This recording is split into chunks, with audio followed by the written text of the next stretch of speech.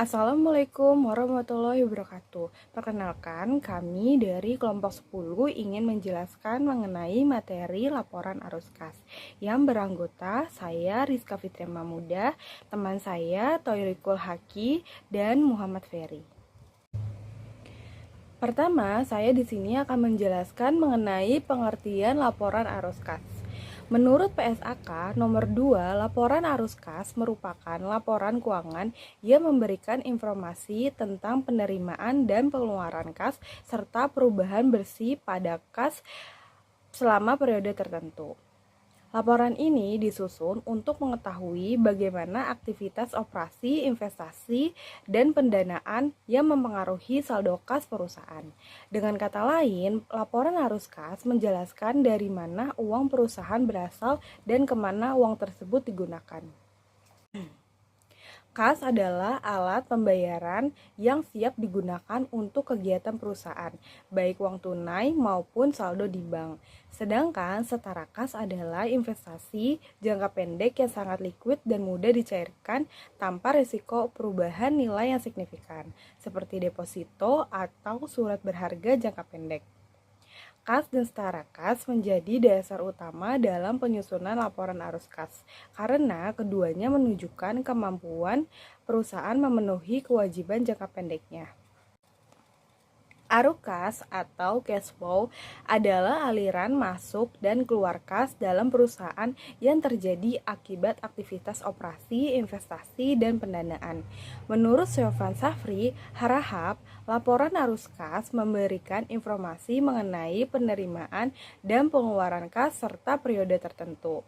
Sedangkan menurut Kiyoso, laporan arus kas menunjukkan perubahan kas bersih yang berasal dari aktivitas-aktivitas tersebut dalam format yang merekonsiliasi saldo awal dan saldo akhir kas. Assalamualaikum warahmatullahi wabarakatuh. Perkenalkan, nama saya Toyrikul Haki.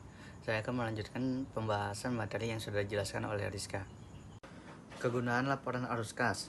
Laporan arus kas memiliki beberapa kegunaan penting, diantaranya: yang pertama, memberikan informasi yang memungkinkan pengguna laporan untuk mengevaluasi perubahan dalam aktivitas bersih, struktur keuangan, dalam kemampuan perusahaan mempengaruhi jumlah dan waktu arus kas. Poin kedua, membantu menilai kemampuan perusahaan menghasilkan kas dan setara kas. Yang ketiga, menjadi dasar untuk membandingkan arus kas antar perusahaan dan menilai kemampuan perusahaan memenuhi kewajiban serta membayar dividen di masa depan. Nah, untuk tujuan laporan arus kas, tujuan utama laporan arus kas adalah memberikan informasi yang berguna bagi pemakai laporan keuangan untuk menilai kemampuan perusahaan dalam menghasilkan kas serta menilai kebutuhan perusahaan terhadap penggunaan kas tersebut. Selain itu, laporan arus kas juga membantu menjelaskan perbedaan antara laba bersih dan laporan dengan jumlah kas sebenarnya, serta memberikan informasi mengenai transaksi kas dan non-kas. Klasifikasi aktivitas dalam arus kas. Dalam penyajiannya, laporan arus kas dibagi menjadi 3 jenis aktivitas. Yang pertama adalah aktivitas operasi, yaitu kegiatan utama perusahaan seperti penerimaan dari pelanggan dan pembayaran beban operasional gaji, pajak, serta bunga. Yang kedua adalah aktivitas investasi, yaitu kegiatan yang berkaitan dengan pembelian atau penjualan aset tetap dan investasi jangka panjang. Yang ketiga adalah aktivitas pendanaan, yaitu kegiatan memperoleh atau membalikan dana kepada pemilik atau kreditur seperti penerbitan saham, pembayaran dividen, dan pelunasan untuk jangka panjang. Assalamualaikum warahmatullahi wabarakatuh. Kenalkan, nama saya Muhammad Ferry Setiawan. Di sini saya ingin menjelaskan langkah-langkah menyusun laporan arus kas. Langkah-langkah dalam menyusun laporan arus kas dimulai dengan menyiapkan laporan laba rugi dan neraca perbandingan antara dua periode untuk mengetahui perubahan posisi keuangan perusahaan.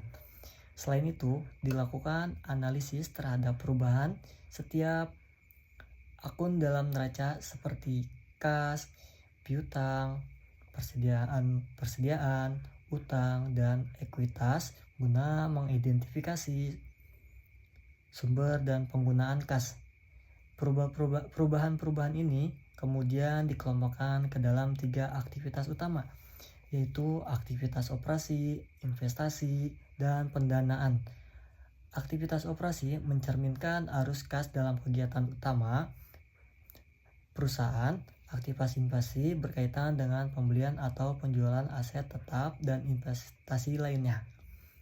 Sedangkan aktivitas pendanaan mencangkup transaksi yang mempengaruhi struktur modal perusahaan seperti penerbitan saham atau pembayaran utang. Yang terakhir, laporan arus kas disusun dengan menjumlahkan seluruh arus kas dari ketiga aktivitas di atas, sehingga diperoleh total kenaikan atau penurunan kas bersih selama periode berjalan, yang kemudian ditambahkan ke saldo kas awal untuk mendapatkan saldo kas akhir. Berikutnya saya ingin menjelaskan metode penyusunan arus kas. Dalam penyusunan laporan arus kas terdapat 2 pendekatan, yaitu metode langsung dan metode tidak langsung. Metode langsung menyajikan arus kas dari aktivitas operasi secara terperinci dengan mencatat secara eksplisit penerimaan kas dari pelanggan dan pengeluaran kas untuk berbagai biaya operasional. Sementara itu, metode tidak langsung dimulai dari laba bersih yang diperoleh perusahaan. Kemudian dilakukan penyesuaian terhadap transaksi non-kas seperti penyusutan, amortisasi, serta perubahan pada akun-akun lancar seperti piutang dan persediaan. Meskipun kedua cara penyajiannya berbeda, metode tersebut akan menghasilkan angka arus kas bersih dari aktivitas operasi yang sama, sehingga pemilihan metode lebih tergantung pada preferensi dan ketersediaan data perusahaan. Yang terakhir, kesimpulannya, sebagai kesimpulan, untuk materi di atas, sebagai kesimpulan, laporan arus kas merupakan salah satu laporan keuangan penting yang memberikan informasi mengenai aliran kas masuk dan keluar perusahaan. Laporan ini membantu pihak manajemen, investor, dan kreditor untuk menilai kemampuan perusahaan dalam menghasilkan kas untuk memenuhi kewajiban serta mendanai kegiatan operasional. Penyusunannya dapat dilakukan dengan metode langsung maupun tidak langsung sesuai dengan ketentuan PSAK yang ada. Terima kasih.